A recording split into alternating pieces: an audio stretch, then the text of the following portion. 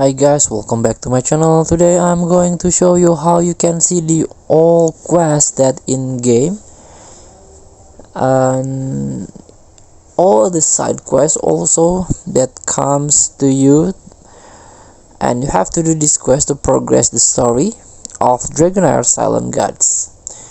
So I made this video is for the beginner only that are new into this game. So let's start by you have to go outside the game and go through the story, and for example tap this icon.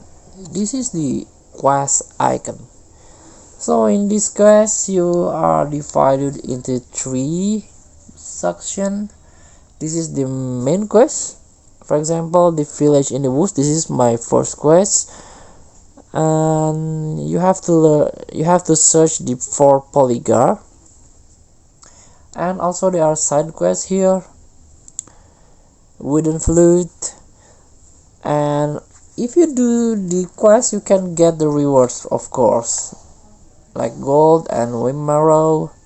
This is the gemstone. And also main quest you can get this adventure scroll and experience, but you have to learn about this god quest first before doing or before completing the challenge or completing the quest. For example, this is the first god quest, and you have to talk with Thanos at Sunrise Camp. This is a clue for you.